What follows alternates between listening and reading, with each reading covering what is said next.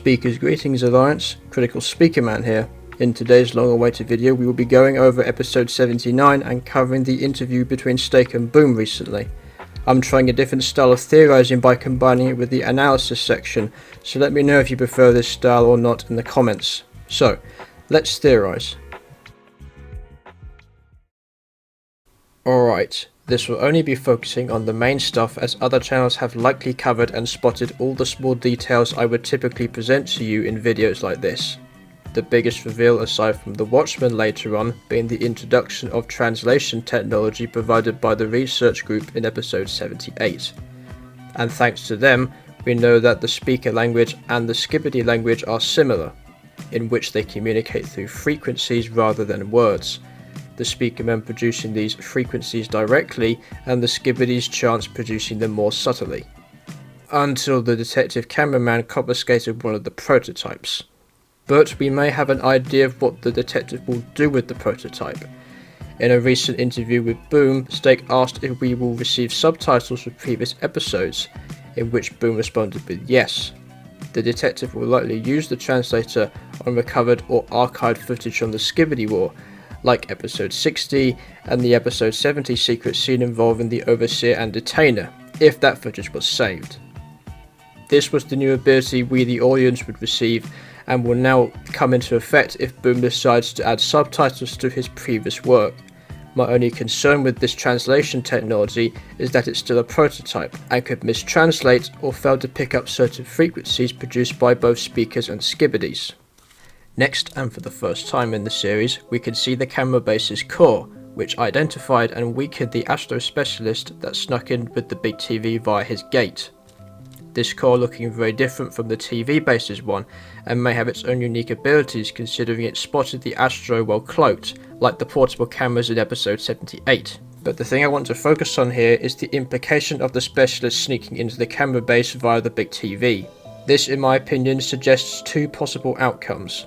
1. The specialist intercepted the big TV's gate where the camera stuff is being transported to, or 2. The specialist intercepted the big TV man in the Abyss realm while travelling. The first outcome would imply that the Astros have already found where the camera base's belongings are being transferred to, despite the big TV's efforts. They would have sent a specialist with a tracker to expose the source of where all this equipment is coming from, and likely send another squad of Astros to destroy the goods that were transported out of the camera base.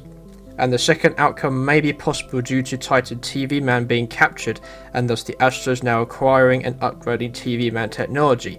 Alternatively, the Watchmen could have transported a bunch of specialists into the Abyss to watch for any TV men that might appear, despite the consequences of a prolonged stay. One of the specialists would have intercepted the big TV, either travelling to or from the camera base, and ended up there that way. Moving on to Chad Cameraman's long-awaited return, the technology he possesses could be a teaser towards the 4.0 era of cameraman agents, each with their own energy rings being able to channel their race's unique energy through their body like Duchess has. Additionally, we can see his camera no longer needs a lens, as it has been modified with a camera shutter that blocks light from entering his camera instead of producing it with a lens. This could have been an emergency development considering TV Titan's recent capture and the Astros' acquisition of the TV Men's technology. They would naturally integrate this technology into the Watchmen's arsenal and improve it to overpower the lenses the cameramen wear, which we witnessed at the end of the episode and was confirmed by Boom in an interview with Steak recently. The only other thing about the 4.0 race package is the addition of more metallic supports and hydraulics along the agent's chest, arms and legs, similar to the Hunter mutant in episode 78, which would greatly improve the agent's individual strength, durability and movement. Now, let's talk about the Diplomat. I do find it funny that because his fit was ruined by the Astros, he drops peace talks altogether. But at the same time, that might debunk all the theories going around that the Astros might negotiate Earth's survival if the Alliance gave up Jimmy or came to an agreement. Why would the Astros bother destroying cities, fighting both participants of the Skibidi War, and lose countless units and technology if all they wanted to do was settle Jimmy in the end? The Astros' invasion of Earth was not a show of force, nor to oppress its inhabitants, but a genocide of man and Skibidi kind. Many quotes point towards this theory already, even during the Skibidi War. You all will die.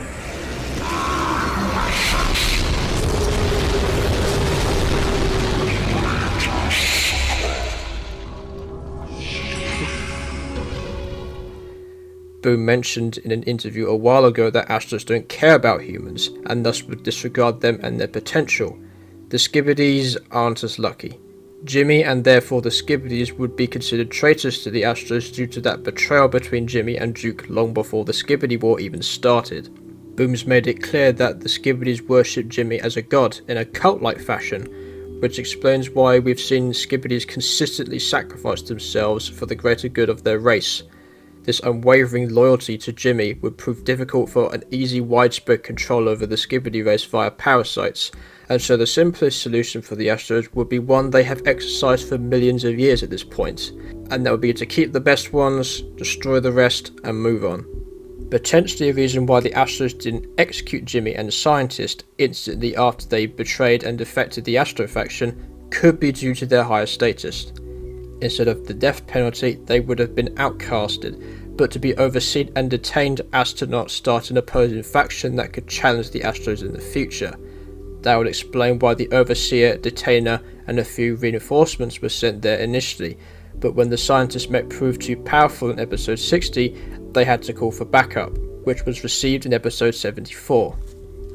But ultimately, we'll need to learn what the Overseer and Decoy Jimmy were discussing in episode 60, and this way we will know what straw broke the camel's back between Jimmy and the Astros, so much so the Astros arrived with the sole aim to wipe all life from Earth. And if this event didn't happen, I'm sure the Astros would have been far more merciful by only suppressing Earth instead.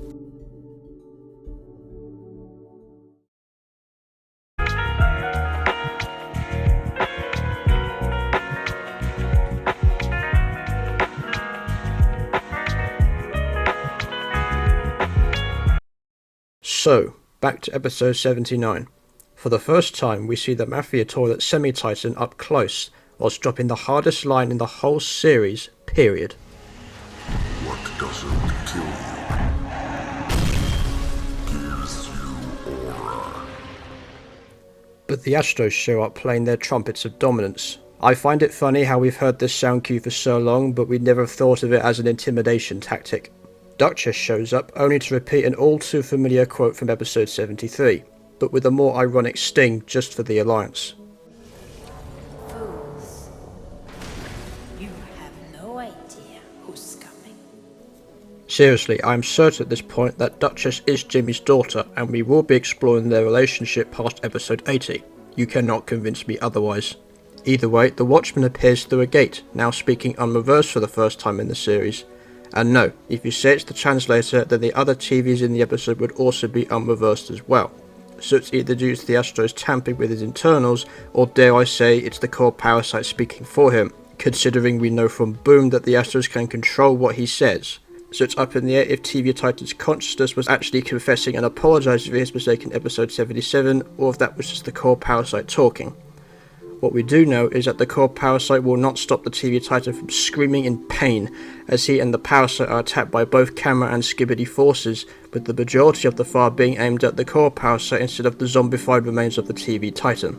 His weaponry, like most Astros, is overpowering, being powered by a gigantic energy ring, his arm cannon alone destroying the camera base's shield with one shot, whilst deleting everything and everyone else caught in its blast. His shoulder spikes, once used for close-range engagements, have now turned into homing knives that impale and destroy flanking airborne threats to make up for his slow and methodical movements, which is seen when he's swinging his new gigantic sword to devastating effect when impacting the scientist's mech. Speaking of, it shows up for round 2, being piloted by Skibidi Kleiner, which goes about as well as episode 67.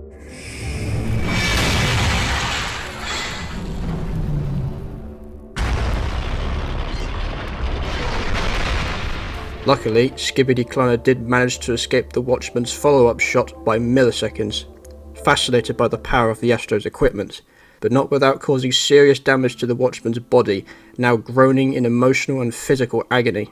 The name Watchman of Doom can mean many things in different contexts, the most common understanding being how his capture has allowed the Astros to spy on the Alliance network, and has potentially compromised the location of all Alliance bases and headquarters.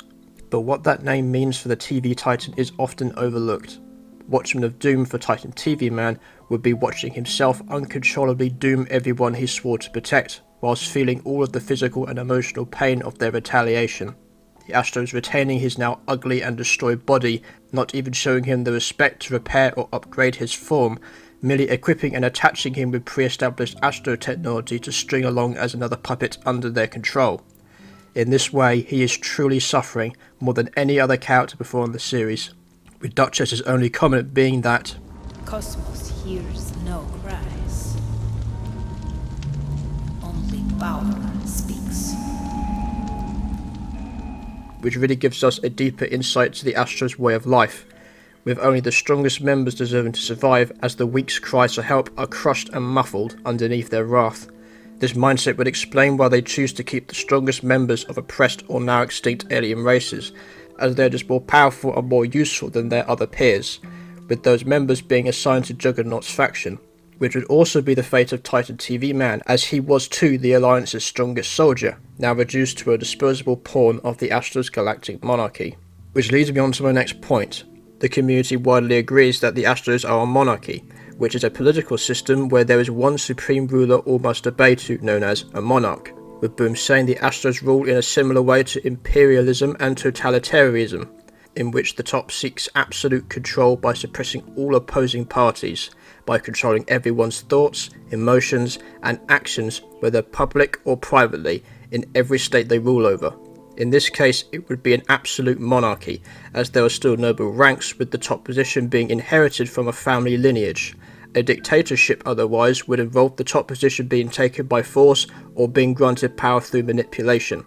That's why they would use core and biological parasites to control Astros like the Interceptors and Jimmy in the past, for absolute control.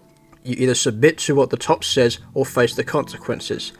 This mindset would rub off down the ladder of nobles, from dukes to princesses to counts and baronesses, all must obey the top. There is still a possibility it could still be a dictatorship though, as there may be power struggles between the ranks due to the higher up Astros being allowed the privilege of freedom of thought. This in turn could explain the long-standing history of the Overseer and Jimmy's hatred for each other. That started all the way back on Astroworld, likely as a competition for the commander title Jimmy once had, before the Overseer was granted that title after his betrayal, a title Juggernaut still respects regardless of what Jimmy did. I could go on and on about each faction's political outlooks, but that deserves its own video. But as the remaining camera forces scramble for one last defense, and despite the point of view's unintelligible attempts, the Watchman summons 4 large flat-screen TVs, the flat-screen TVs being a noticeable and more modern upgrade than the primitive CRT televisions the TVs have always possessed, thanks to the Astros acquiring the TV's finest technology from their former Titan. The cameramen are left motionless as the portable camera fails, with orange text instead of the Alliance's usual white, suggesting the Astros' influence extends even after the failure of the camera, reinforcing the absolute control they desire. This could be a stretch, but considering the cameras didn't start executing themselves, these TVs could be mind-controlling them similar to the purple screens, but more permanent. But we'll have to see if this theory comes to light in the future though. Alright, now we're through episode 79, I want to cover some of the remaining lore questions Boom answered in Stake's latest and largest Q&A with him.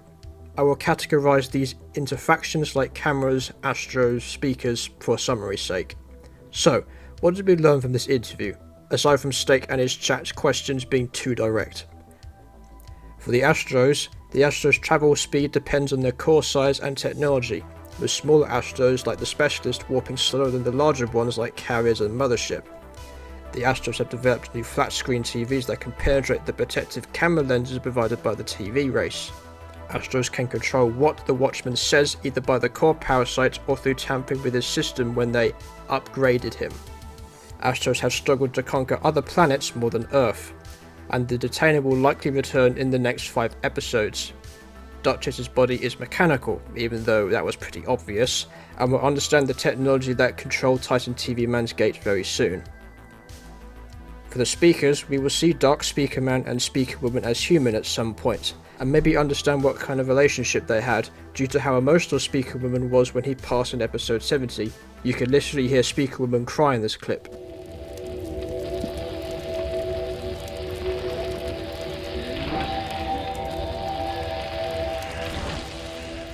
Boom said a popular character will kind of return in episode 79. My guess, it could be Titan Speaker Man or some speaker technology that would break the screens like in episode 47, freeing the cameras. For the TVs, Titan TV Man is still conscious and will need some help from somebody to get the core parasite off him. My guess, either Jimmy or Titan Speaker Man. For the humans, there are surprisingly still millions of them out there somewhere. As to where they're hiding, I'm not sure, but they're doing a good job at it. Now for Star and all things related to the agent. It's pretty obvious that Kathy and Dave would meet at Star, and we now know that the episode 73 secret scene was during the grand experiment as she opened the gate by firing the blue energy into something. The grand experiment did go to plan, creating a gate, but also failed as it swallowed part of the facility, and Boom confirmed that there are very few shapeshifters. My guess, all the shapeshifters Boom has are the ones that we've seen, including Boom, the woman, the two cameramen, and the newest recruit from the episode 77 secret scenes. Now on to the Skibidis. Boom did confirm that Skibidis are the same as Astros, with the similarities to humans being a reason why the Astros don't care about them. The Skibidi size depends on either growing or genes, but can be influenced by unnatural size increases likely due to the scientist. The Skibidis worship Jimmy like a cult, and the Skibidis can remember their human past, so the G-Squad members, especially the SWAT mutant, could know more about the agent as he was part of Alpha Hills. We will find out what happened to the G-Squad when they dipped in part 1. My guess, they ran away because they don't have eye protection like the cameramen. For the cameras, we might see Titan Cameraman this year and find out what happened to him. My guess, we will see recorded footage from Titan Cameraman that wasn't transmitted to the rest of the Alliance due to the secret agent's tampering. And for the rest of the series, we will get subtitles for older episodes from detectives looking back on older footage, and we will see a new race this year, most likely the computer race that has been teased for so long now.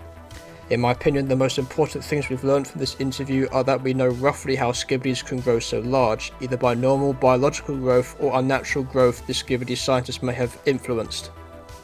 Next is the official connection between the Kathy footage in episode 73 to the grand experiment, in which they used energy to open a gate within Alpha Hills, but as we know from the episode 77 secret scenes, the experiment went wrong and the entire system overloaded. This will be one of the main theories in my colour theory video, so stay tuned for its release soon. And finally, the big point everyone's talking about is the Skibidis equal Astro answer. The Skibidis, in my opinion, are a subspecies of Astros that are made to infect as many life forms as possible to give Jimmy and scientists a loyal army of followers to stand up against the Astros when they inevitably come to destroy them for trying to resist their galactic rule. But that topic deserved its own video, as this one is long enough as it is. And I think that'll do it for today's video. Thank you so much for watching, and I hope you found this video informative and interesting. The first part of my multiverse analysis should be out soon, as I have already finished the script. After that should be the colour theory video and a few more surprises I might announce in a content roadmap if you would like one. Overall, I think 79 was a great episode, and I'm glad Boom is starting to push out more episodes faster now. On the other hand, I am concerned how fast the Watchman has been reintroduced into the series. I'm worried Boom will rush missing characters and the Speaker Armada in particular back into the series because of the time between episodes rather than the runtime of the whole series. We were only made aware of the Speaker Men Armada in 77, and I'm hoping the squad we saw in 78 was a vanguard force and not the full force of the Armada. Either way, I'm confident in the series' future and all the merch coming soon. So, remember to stay critical, Alliance, and I'll see you next time.